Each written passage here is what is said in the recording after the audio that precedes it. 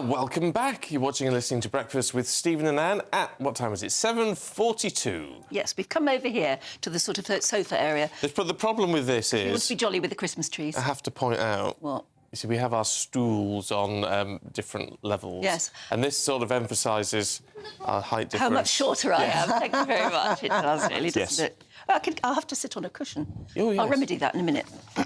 Anyway, we're going to go through some of the headlines with writer and commentator Candice Holdsworth and showbiz reporter Stephanie Tetchy. Good morning. Good morning. Candice, let's have a look at this on the eye this morning, because we've heard all about Rishi Sunak's plans to change smoking laws in the UK. The cigarette companies are fighting back. Yes, so this is a lobbying group for the cigarette companies. It's the Tobacco Manufacturers Association. And they're kind of hoping, now that New Zealand has rowed back on its smoking, that they can start applying a bit of pressure to the UK government to also row back a little bit. And instead of banning cigarettes entirely for people born after 2009, instead just raise the limit to over 21. But I don't know, we'll have to see. I'm always very torn on smoking stuff because for me, I understand the individual liberty of it, that people should be able to choose to do their own thing.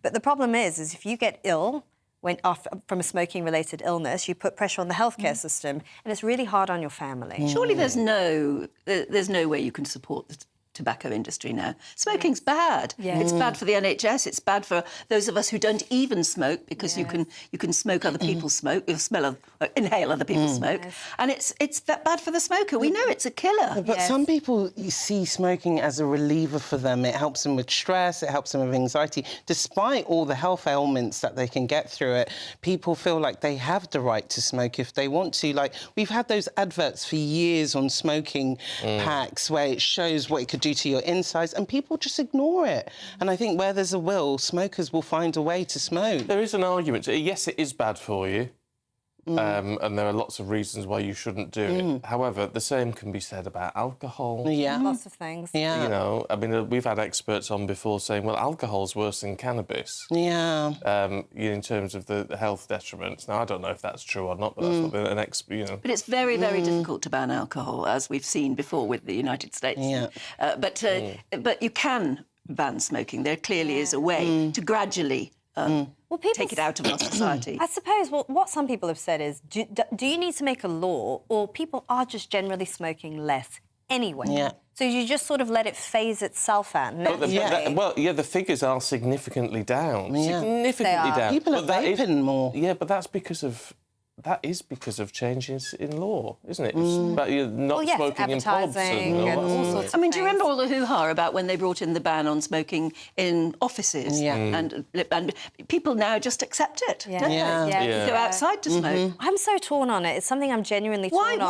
Why do you bother so much about the smoker's right to smoke? Because I think individual liberty is a really important thing for me, but I had a very personal experience with a family member of mine who got a smoking-related illness, and I saw how much he suffered. Yeah. And the family suffered as well, seeing that. So I've always got these two competing things in my mind, you know.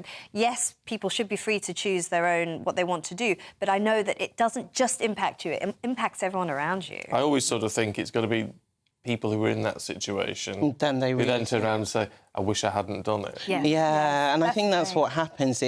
I think smokers, they tend to forget that what they're smoking is poisonous and it is damaging to the body. And it's not until, God forbid, they get that diagnosis that they just regret it so much. But, you know, smoking's so much a part of, like, social life. You go to a pub and you just see smokers outside. It's just so interweaved into British life. I almost can't imagine... But that's why this move is gradual. It's year after year after year, gradually cutting off a generation, a whole classroom full of people. And that's the way to do it, because the earlier people pick it up, the longer they're going to do it. So if you target younger people... But as far as I know, what the figures show is younger people are rejecting it anyway. They're not doing it. But let's embrace that and go a bit further. As a society, why can't we learn? Smoking's bad for us. Have you ever smoked, Anne? Never. Ever tried a cigarette or anything? Never. Never. I never saw it as anything attractive in any way at all. Yeah, women used to get penalised a lot, like, early on. Yes, they did, if you were seen smoking, it was like, you seemed like a bit trashy. Yeah. That's right. It was all very misogynistic. Oh, it was. Let's have a look at... Now, this got my goat this morning, because It's about Nigel again. Yes. There's a big splash on the front of the Mirror. Get him out of there. Yeah. And it's 2 Labour MPs who basically say he shouldn't even have a platform to appear. No. That can't be right in a democracy. Well, I'm not surprised it's the Mirror, which we know is a left-leaning paper, but, you know, it is... Politics are trying to, you know, people who oppose Nigel Farage, they're trying to get their shots at him because he is an I'm a celebrity. So we've had Labour MP Nadia Whittam who says that he is a deeply poisonous influence being on that show and that ITV shouldn't even give him a platform. Has she even watched it? Because I haven't seen him say or do anything particularly political or soapboxy in any way at all. And this is where I think people just love to hate Nigel Farage, and he was an easy target. I always thought him now coming onto mainstream TV for I'm Celeb, I knew that people were going to try cancel him, people are going to try come up with these kind of thoughts and these headlines to just do anything to diminish him. We also have Kim Johnson, who's trying to remind people that the reason why they should vote him out tomorrow is because of his 2016 Brexit campaign, and said that they had tones of racism in there. So it is really trying to stir the pot here, I think. It's totally intolerant. Yeah. I can't stand it. It really does lead to such an impoverished political culture. You know, we've got these bogeymen. And as far as I can see, he's actually not that popular on I'm a Celebrity. The public don't dislike him. Yeah. Their view is very one-sided. And maybe in their circles, they're used to that just being conventional wisdom. But actually, ordinary people maybe have more of a nuanced view about these things. Yeah. I do sort of think, and it's the bottom line. You know, on a personal level, I like him as a person. We've had lots of chats over the years. Doesn't necessarily mean I agree with his politics or disagree. I'm not stating my... I'm not planting my flag anywhere. We've had other politicians on I'm a Celebrity, and there hasn't been this call, get them off, they've got no right for the platform. It's against Nigel. People But I think the reason why they probably feel this way is because they probably see him as a threat. You know, they wouldn't be stirring up the pot like this if they didn't feel threatened by him for some reason. And I think, you know, for instance, you can have different views to Nigel, but he's still a human being who's allowed to have freedom of expression and freedom of opinion. And one of the things that they do say in the paper, one of the quotes is, you know, it's not verbatim, but you know, that he can't keep up this facade of playing a nice guy for long. Well, actually, I'll tell you what, he's not a facade. He's like that. He is like that. He is a nice man. That doesn't mean you have to agree with him. You can like someone you disagree with. That's what they always say as well about the Jungle, is that you can try a facade, but it can only last 1 or 2 days. It's such a tense environment. Exactly. It's a very difficult environment. After a couple of days, you are you. Yeah, just have an open mind. Yeah. Well, exactly. Candice, in the Mail, boomers are spending more money on travelling than their parents. Oh, how exciting. See, this, I was drawn to What's this a boomer? See, I get lost with these terms. It's now grands and granddads. Yes. So I think it's people born between just after the war, so about 1946 to I think about 1960. Those are considered baby boomers. I'm a baby boomer. Yes, yes. And I suppose I should be a grandmother by now, obviously, but I'm not. But if Get I on were, with it, boys. If I were, my sons would be complaining that I'm off on my cruises instead of staying in and looking after their children. This is such a familiar thing. So I've read, there's been so many articles like this.